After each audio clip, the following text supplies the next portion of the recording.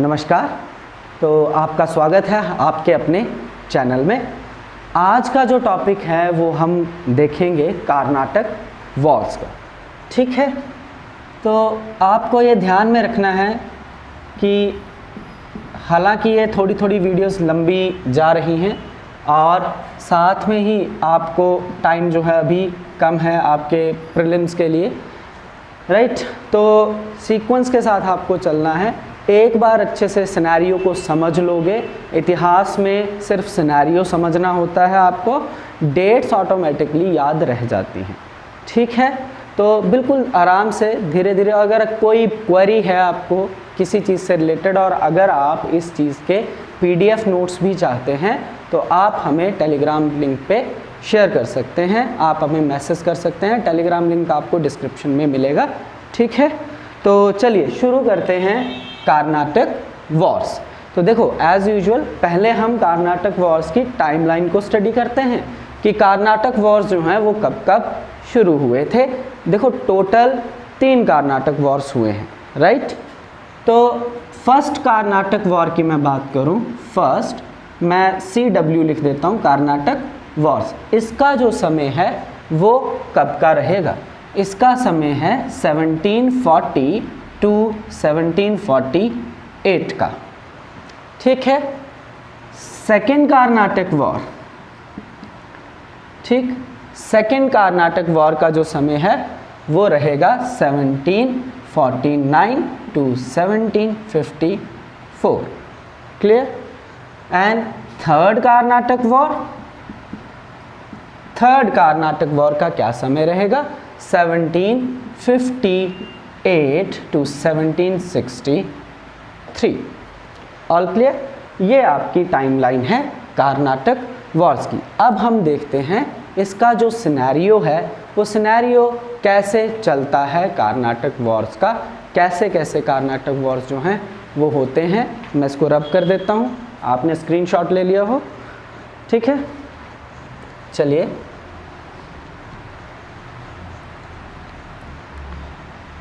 अगर मैं इसकी बैकग्राउंड पे बात करूं तो एक बात आपको क्या ध्यान में रखनी है कि कर्नाटक वॉर्स का ओरिजिन भारत का नहीं है। ये एक एक्सटेंशन थी जो कि वर्ल्ड में चल रही थी राइवरीज। 2 महान पावर्स उस समय कौन कौन?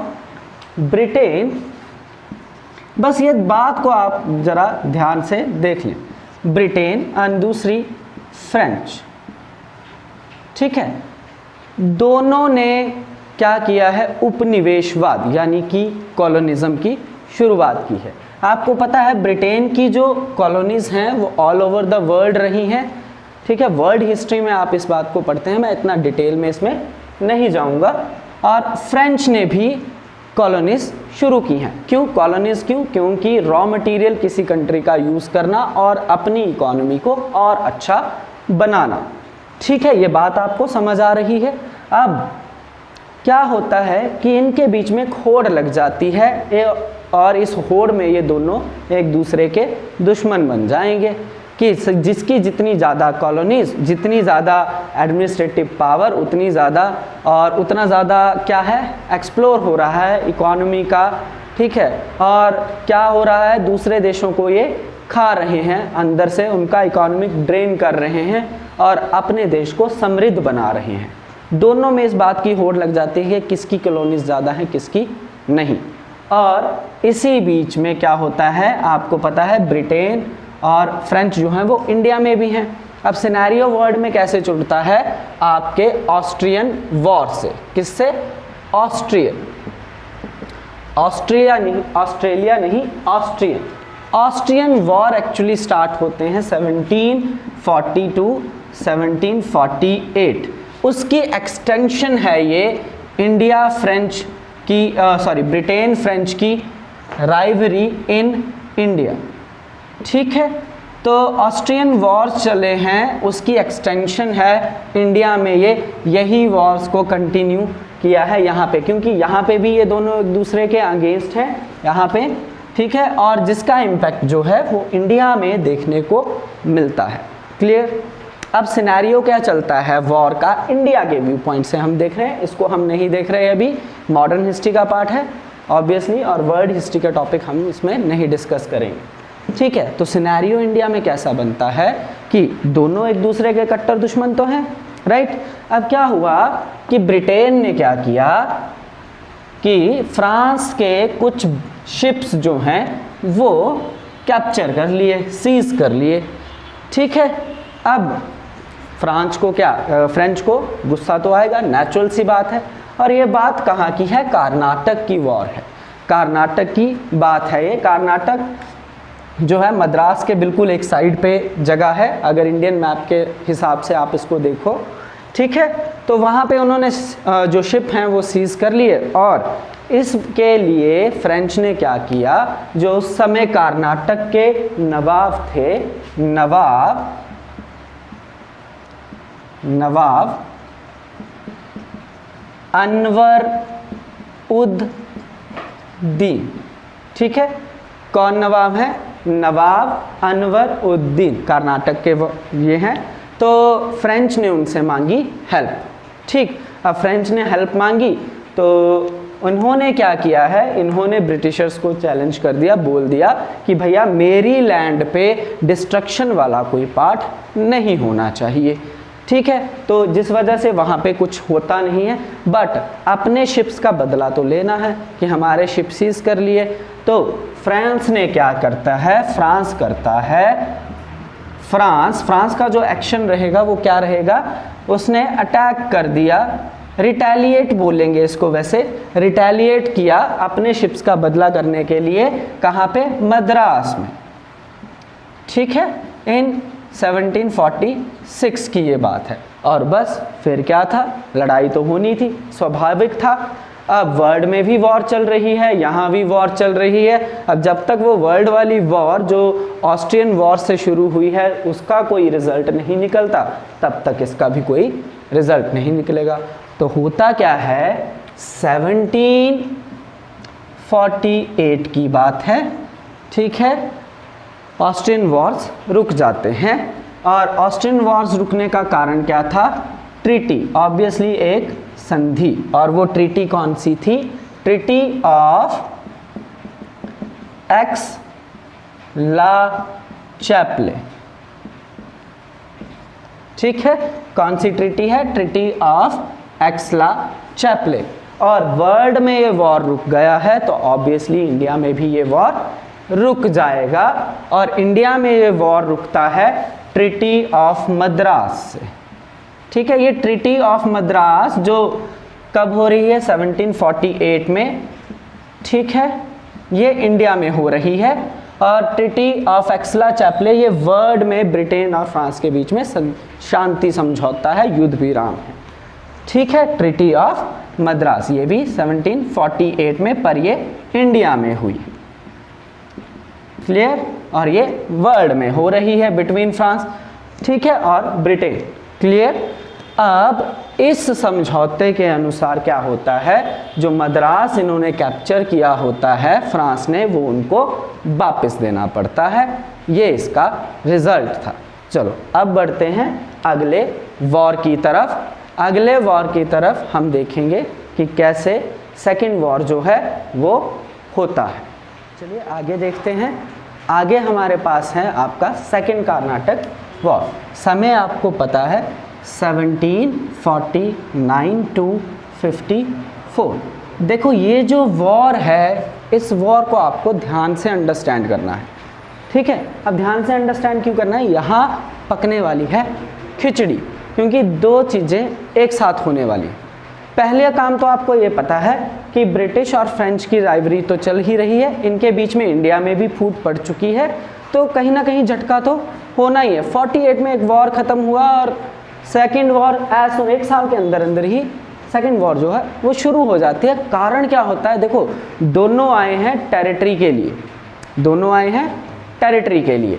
अब टेरिटरी सबको चाहिए क्योंकि उनको कॉलोनीज बनानी है, ज़्यादा से ज़्यादा साम्राज्य पे कब्जा और वहाँ के रिसोर्सेज को यूज़ करना। तो कॉलोनीज दो एक साथ जो हैं वो खाली रहेंगी। कैसे? एक सिनेरियो बनता है आपका हैदराबाद का। ठीक है, हैदराबाद का। बिल्कुल ध्यान से और पेशेंस के साथ इस चीज़ को समझना, सिनेरियो आपकी समझ में आ जाएगा, हैदराबाद। और दूसरा आपके पास है कर्नाटक। ठीक है, अभी मैं नाम जिन जिन के लूँगा ना, वो नाम आपको ध्यान में रखने हैं पहले, फिर हम सिनेरियो को अंडरस्टैंड करेंगे। देखो, हैदराबाद के नवाब थे निज़ाम उल मुल्क। ठीक है, होता क्या है, 1748 में इनकी हो जाती है डेथ। अब हैदराबाद में निज़ाम की गद्दी हो जाती है खाली, कोई ना कोई तो चाहिए। तो देखो, एक तरफ फ्रेंच हैं, एक तरफ ब्रिटिशर्स हैं, सारे होड़ लगाएंगे। क्लियर। और सेम टाइम पे क्या है, यहाँ पे एक नाम है दोस्त अली। क्या नाम है, दोस्त अली। ये कौन थे? हमने कर्नाटक के नवाब का नाम देखा, अनवर उद्दीन। अनवर उद्दीन से पहले जो नवाब थे कर्नाटक के, वो थे, ठीक है, प्रीवियस नवाब। किसके हैं ये प्रीवियस नवाब? कर्नाटक के भैया। ठीक है, इसीलिए कर्नाटक के नीचे लिख रहा हूँ। इनके जो दामाद हैं, सन इन लॉ, उनका जो नाम है वो है चांद साहिब। क्या नाम है? चांद साहिब। ठीक है, इनको मराठाओं द्वारा छोड़ दिया जाता है इसी समय पे। ठीक है, अब ये आ रहे हैं, किसके लिए आएंगे कि भैया कर्नाटक की जो नवाबशिप है, नवाब की गद्दी है, वो मुझे चाहिए। ठीक है, ये सिनेरियो है एक। यहाँ पे ये दो नाम हैं जो आपको ध्यान में रखने हैं। ठीक है, तीसरे नाम का इंट्रोड्यूस यहाँ पे हम थोड़ी देर में करते हैं। यहाँ पे क्या है, यहाँ हैदराबाद में, क्योंकि निज़ाम उल मुल्क जो निज़ाम है हैदराबाद के, इनकी मृत्यु हो चुकी है और इनके एक बेटा यानी कि एक सन और एक सन इन लॉ। ठीक है, ये हैं आपके नासिर जंग, नासिर जंग। ठीक है, इनके बेटे हैं। और एक ये है, ठीक है, मुजफ्फर जंग।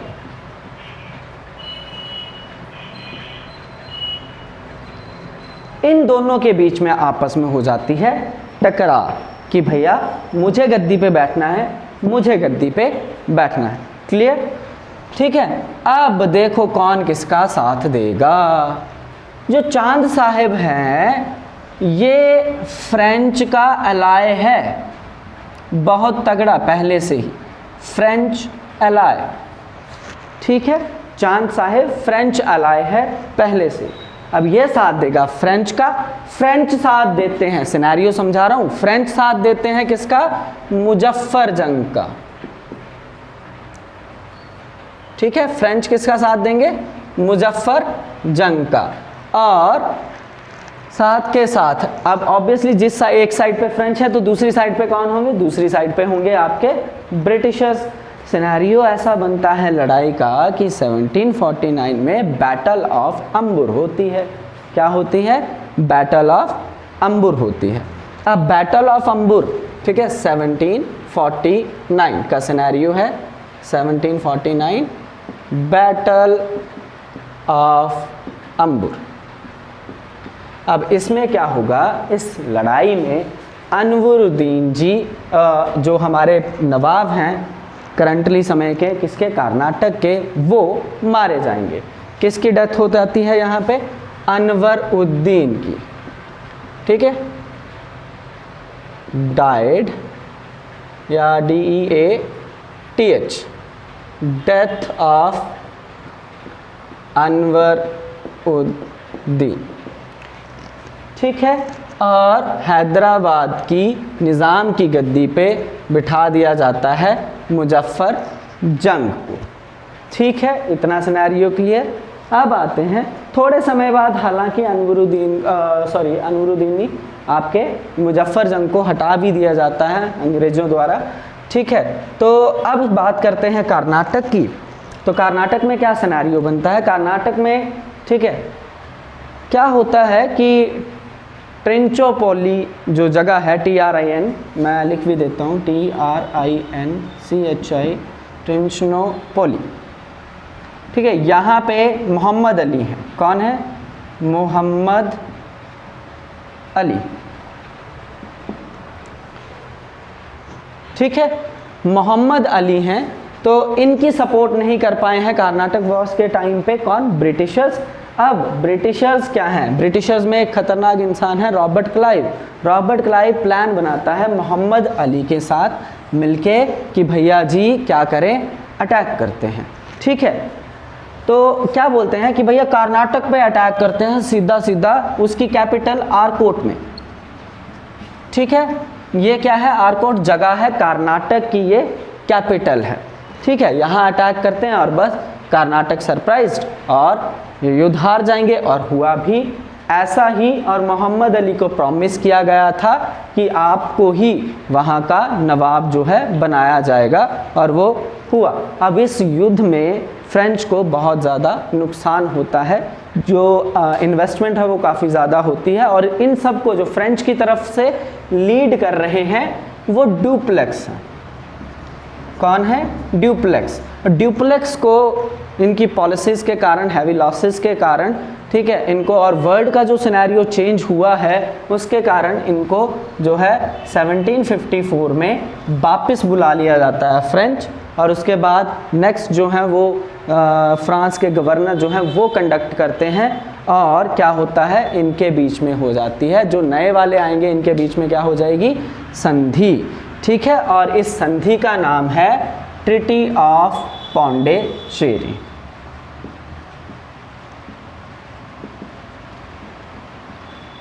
ठीक है, 1754 में। और इसी तरह सेकेंड वॉर जो है वो समाप्त होता है। ठीक, तो अब करते हैं हम थर्ड और आखिरी कर्नाटक वॉर। ये भी बड़ा, ये ज़्यादा लेंथी नहीं है, हल्का सा है इसका, बस सिनेरियो ध्यान से आपको समझना है। इसका समय आपको ऑलरेडी पता है, 1758 से 1763। अब देखो क्या हुआ कि ये सिनेरियो भी बनता कब है? ये सिनेरियो बनता है आपका वर्ल्ड में ही अगेन। ठीक है, होता क्या है कि ऑस्ट्रिया अब चाह रहा है कि जो उसकी जगहें, ठीक है, जो फर्स्ट वॉर हुआ है उसमें गई हैं, ऑस्ट्रियन वॉर जो हुए हैं वो वापस रिकवर कर ले। ठीक है, अब वापस रिकवर करने के चक्कर में क्या होता है, एक बार फिर से ब्रिटेन और फ्रेंच जो हैं एक दूसरे के अपोजिट हैं। क्या करें, अब अपोजिट हैं तो इसका इम्पैक्ट जो इंडिया में आपको देखने को मिलेगा, नेचुरल सी बात है। ठीक है, तो वॉर का सिनेरियो हम यहाँ से शुरू करेंगे। अब होता क्या है कि ये वॉर तो वर्ल्ड में शुरू हो गई, इंडिया में इसका इम्पैक्ट देखने को मिला। ठीक है, तो होता क्या है, इसमें एक ही लड़ाई आपको ध्यान से याद रखनी है, सिंपल सी।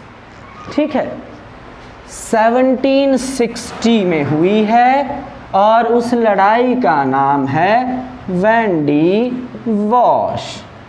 ठीक है, ये जगह जो है वो तमिलनाडु में है। जैसी जगह है और काम भी वैसा ही हुआ, क्या? वॉश हो गए। कौन वॉश हो गए? फ्रेंच का सफाया हो गया इस युद्ध में। ठीक है, हालांकि वर्ल्ड में ये युद्ध अभी भी कंटिन्यू है 63 तक। और वर्ल्ड में क्या होता है, 63 में, 1763 में ट्रिटी ऑफ पेरिस होती है। क्या होती है? Treaty of Paris. तब जाके ये पूरी तरह से फ्रेंच और ब्रिटिशर्स के बीच में शांति समझौता होता है और इस युद्ध को विराम देते हैं। इन युद्ध के बाद और जो वेंडी वॉश है, ये डिसिसिव बैटल जो है शो होती है, जिसमें क्या है, सत्ता, जो पूर्णतया सत्ता है, आप इसको कह सकते हो अधिकार का जो मोनोपोली है इंडिया पे, देखो वो मोनोपोली ब्रिटिशर्स के ही हाथ में रह गई। बाकी जितनी भी पावर्स आई थी, यूरोपियंस आए थे, वो सारे के सारे वॉश आउट हो चुके हैं। अब हम नेक्स्ट वीडियोस में ये देखेंगे कि इन युद्धों के अलावा और क्या क्या पॉलिसीज़ अंग्रेज़ों ने अपनाई थी, जिसके कारण वो पूरी तरह से पूरे भारत पे हमारे कब्जा करने में सक्षम हुए। Hope you like this video. Please like, share and support. Thank you.